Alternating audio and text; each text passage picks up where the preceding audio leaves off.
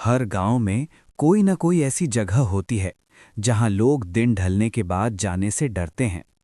चंद्रपुर गांव में ऐसी जगह थी, भयानक टीला। टीले का मतलब पहाड़ी नहीं, बल्कि एक बबूल का पुराना पेड़ जिसके नीचे किसी की मजार थी। लोग कहते थे वहां कोई चीज रहती है, कोई परछाई जो बरसों से अपने इंतजार में है। मगर इस कहानी की शुरुआत भयानक टीले से नहीं, बल्कि चंद्रपुर गांव के बाहरी छोर पर बनी एक टूटी फूटी झोपड़ी से होती है। चंद्रपुर गांव के बाहरी किनारे पर गंगाराम कुम्हार की टूटी फूटी झोपड़ी पड़ी थी। गंगाराम के हाथों में कमाल का हुनर था। मिट्टी को छूता तो लगता मानो जान डाल देगा, मगर गरीबी उसकी परछाई की तरह साथ चलती थी। उसके बनाए मटके बाजार में कौड़ियों के दाम बिकते, क्योंकि अच्छी मिट्टी खरीदने को पैसे नहीं थे। गांव की रूखी मिट्टी से बने बर्तन भट्टी में पकते ही चटक जाते। इस दुनिया में गंगाराम का कोई न था, सिवाय उसके गधे भूरे के। एक शाम खाली चूल्हे को देखकर गंगाराम ने भूरे की पीठ सहलाते हुए कहा, भूरे भाई, आज फिर पत्थर बांध के सोना पड़ेगा। कल मुहर्रम के मेले तक अच्छे बर्तन ना बने तो मुल्ला जी का कर्जा हमारी ये झोपड़ी भी निगल जाएगा। भूरे ने कान फड़फड़ाए, जैसे अपने मालिक का दर्द समझ रहा हो। तभी जमींदार का मुंशी चैतूराम वहां से गुजरा और तंज करते हुए बोला, क्यों रे गंगाराम, इस बार भी टूटे बर्तन बेचेगा? अगर अच्छे बर्तन बनाने हैं तो भयानक टीले की चिकनी सुर्ख मिट्टी लेकर आ। कहते हैं वहां की मिट्टी सोना उगलती है, मगर वहां से जिंदा लौटना किसी के बस की बात नहीं। चैतूराम जोर से हंसा और चला गया। गंगाराम की आंखों में एक चमक आ गई। भयानक टीला, गांव से कोसों दूर, घने जंगलों के बीच वो जगह जहां लोग कहते थे आत्माओं का डेरा है। लेकिन गंगाराम के पास खोने को कुछ न था, सिवाय भूख और गरीबी के। उसने मन ही मन ठान लिया, भूरे, अब या तो किस्मत बदलेगी या मौत मिलेगी। भयानक टीला जरूर जाएंगे। अगली सुबह सूरज की पहली किरण से पहले ही गंगाराम और भूरे निकल पड़े। गंगाराम के कंधे पर कुदाल थी और भूरे की पीठ पर मिट्टी लाने की 2 बोरियां लदी थीं। जैसे जैसे गांव पीछे छूटता गया, हरियाली कम होती गई, सन्नाटा गहरा होता गया। रास्ता सुनसान हो गया। पेड़ों पर चिड़ियां थीं, मगर उनकी चहचहाहट में भी एक अजीब सा खौफ था। भयानक टीले के दहाने पर पहुंचते ही भूरा अचानक रुक गया। पांव जमीन में गाड़ दिए, आगे बढ़ने से इनकार कर दिया। वो जोर जोर से रेंकने लगा और पीछे खींचने लगा। जानवरों को खतरे की भनक इंसानों से पहले लग जाती है। चल मेरे भाई, बस थोड़ी दूर और। गंगाराम ने डरते हुए रस्सी खींची। आज मिट्टी ना मिली तो वैसे भी भूख से मर जाएंगे, मरने से क्या डरना। किसी तरह भूरे को एक सूखे पेड़ से बांधा और गंगाराम खुद टीले में उतर गया। वहां का नजारा हैरान करने वाला था। मिट्टी सुर्ख और मक्खन जैसी चिकनी, बिल्कुल वैसी ही जैसी चैतूराम ने बताई थी। गंगाराम की थकान मिट गई। वो पागलों की तरह कुदाल चलाने लगा। जल्दी जल्दी मिट्टी खोदकर बोरियों में भरने लगा। अचानक हवा रुक गई। परिंदों की चहचहाहट एकदम बंद हो गई। फिर ठीक पीछे से खनकती आवाज आई, जैसे शीशे के टुकड़े आपस में टकरा रहे हों। इतनी भी क्या जल्दी है कुम्हार, जरा सुस्ता तो लो। गंगाराम का पूरा बदन कांप गया। कुदाल हाथ से छूटकर गिर गई। उसने आहिस्ता आहिस्ता पीछे मुड़कर देखा। सामने पुराने बरगद की डाल पर एक औरत बैठी थी, बला की खूबसूरत, मगर आंखों में वीरानी की गहराई थी। वो मुस्कुरा रही थी, मगर वो मुस्कुराहट जिससे खून जम जाए। वो पेड़ से नीचे कूदी। सूखे पत्तों ने कोई आवाज न की। धीरे धीरे गंगाराम की तरफ बढ़ने लगी।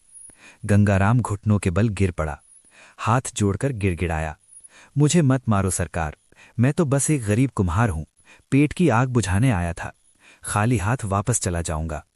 वो औरत और करीब आई, झुककर गंगाराम का चेहरा देखा और ठंडी आवाज में बोली, मैंने कब कहा मैं तुम्हें मारना चाहती हूं? बरसों बाद कोई इंसान यहां आया है, वो भी इतना हुनरमंद। मैं तुमसे तब से देख रही हूं जब से तुम टीले में उतरे हो। गंगाराम कांपता रहा, आंखों से आंसू बहने लगे। उसने सुर्ख मिट्टी को छुआ और बोली, ये मिट्टी बहुत खास है गंगाराम, मगर इसमें एक कमी है। इसे मेरे आंसुओं की जरूरत है, तब ये सोना बन सकती है। गंगाराम ने हिम्मत जुटाकर पूछा, तुम कौन हो? वो खिलखिलाकर हंस पड़ी। उस हंसी से जंगल के कौवे उड़ गए। लोग मुझे जरीना कहते थे। अब क्या हूं खुद नहीं जानती। उसकी आवाज में दर्द था। मुझे तुम्हारा साथ चाहिए कुम्हार, इस वीराने से उकता गई हूं। गंगाराम को लगा अब आखिरी वक्त आ गया है, मगर जरीना की आंखों में उसे भूख नहीं, एक अजीब तड़प दिखी, बस अकेलापन। अगर मैं तुम्हें न मारूं, जरीना ने शर्त रखी, तो क्या तुम मुझे अपनी इस मिट्टी के साथ अपने घर ले चलोगे? गंगाराम हैरान रह गया। मैं वादा करती हूं, तुम्हें दुनिया का सबसे बड़ा कुम्हार बना दूंगी, बस एक शर्त है। हवा तेज चलने लगी। ऊपर से भूरे के रेंकने की आवाज आई, जो डर के मारे रस्सी तोड़ने की कोशिश कर रहा था। गंगाराम दोराहे पर खड़ा था, एक तरफ मौत, दूसरी तरफ अनजान सा साया। क्या शर्त है सरकार? जरीना धीरे से मुस्कुराई। उसके होठों से निकले अल्फाज हवा में तैरने लगे।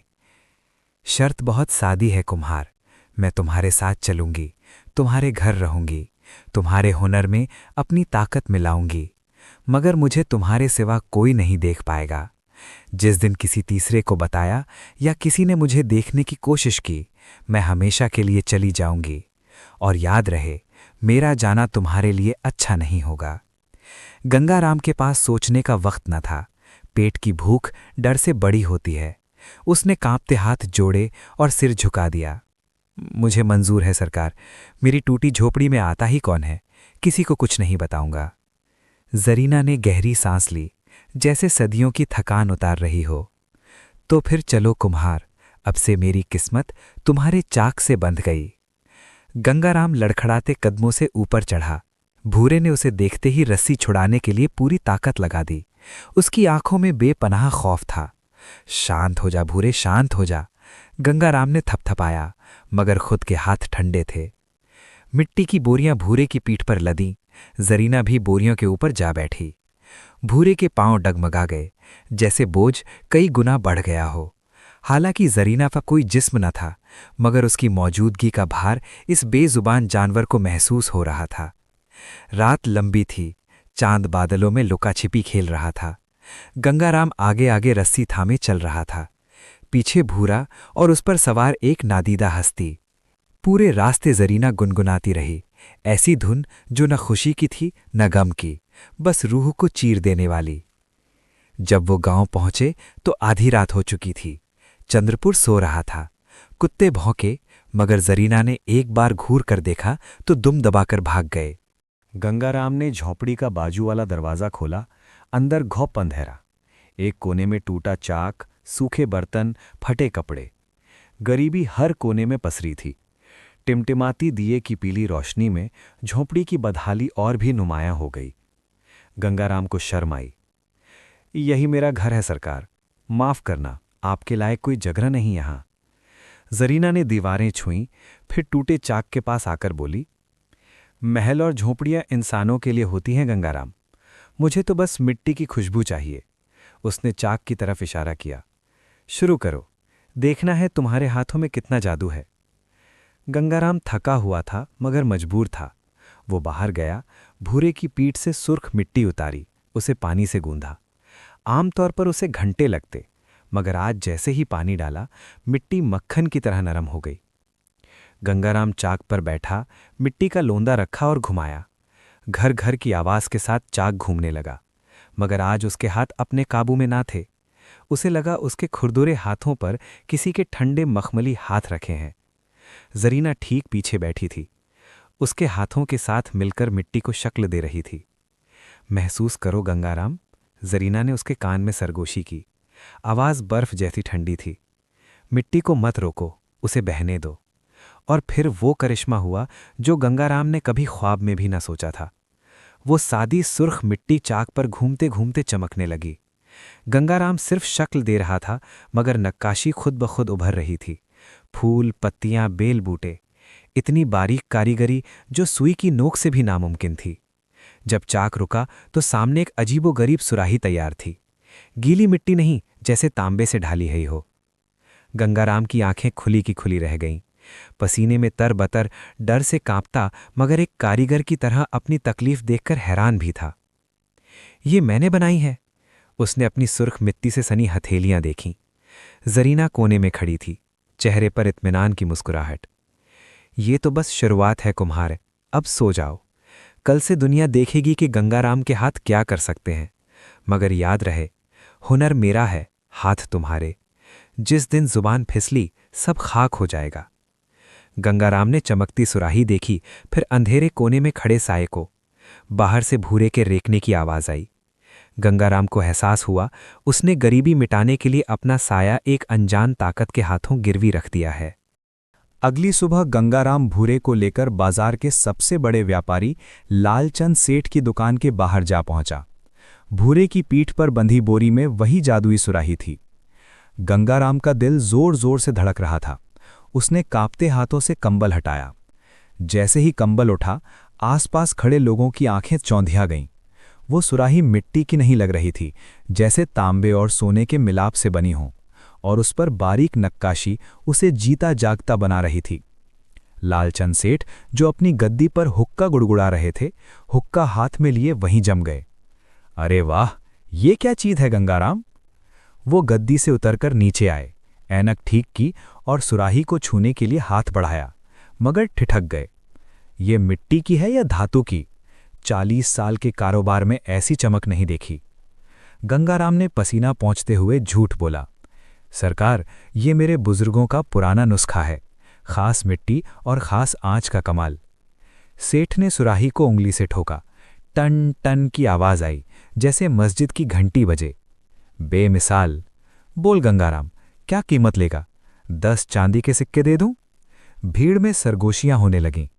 गंगाराम ने अपनी पूरी जिंदगी में एक चांदी का सिक्का भी मुश्किल से देखा था। 10? क्या? 15 ले लो, अब नामत करना।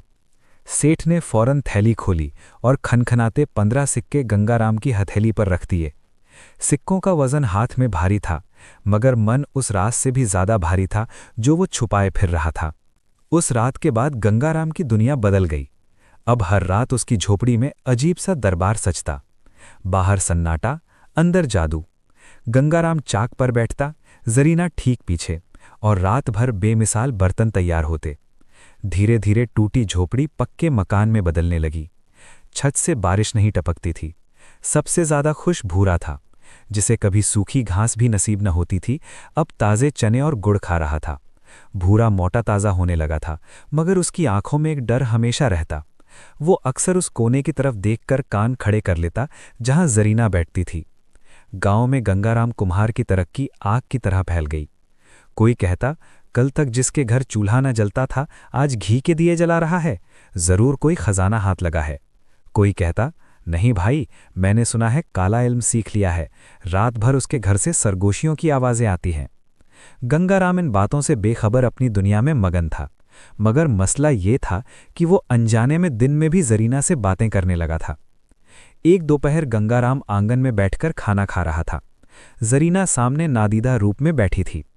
गंगाराम खाते खाते हंसते हुए बोला, अरे जरीना, आज सालन में नमक जरा कम है, कल जरा। तभी पड़ोसी अकबर ने दीवार के पीछे से झांका। उसने सुना कि गंगाराम खाली हवा से बातें कर रहा है और मुस्कुरा रहा है। कोई वहां था ही नहीं। अकबर डर के मारे पीला पड़ गया और उल्टे पांव भागा। उसने पूरे गांव में ढिंढोरा पीट दिया, भाइयों, मैंने अपनी आंखों से देखा, गंगाराम पागल हो गया है। किसी जरीना का नाम ले रहा था, मगर वहां कोई औरत न थी। फिर भी किसी ने जवाब जरूर दिया। गांव वालों का शक अब यकीन में बदलने लगा। गंगाराम अब सिर्फ अमीर ही नहीं, उनके लिए एक खौफ बन चुका था। लोग उसके घर के सामने से गुजरने से कतराते। बच्चे उसे देखकर जादूगर जादूगर चिल्लाते। गंगाराम को अंदाजा भी न था कि उसकी शोहरत के साथ एक बड़ा खतरा उसकी दहलीज पर दस्तक दे चुका है। जब ये बातें गांव के चौधरी गुलाब सिंह के कानों तक पहुंची तो उनका दिमाग खराब हो गया। जिस कुम्हार को कल तक वो लात मारकर रास्ते से हटा देते थे, आज बड़े बड़े व्यापारी उसके घर के बाहर तांगा लगाए खड़े रहते थे।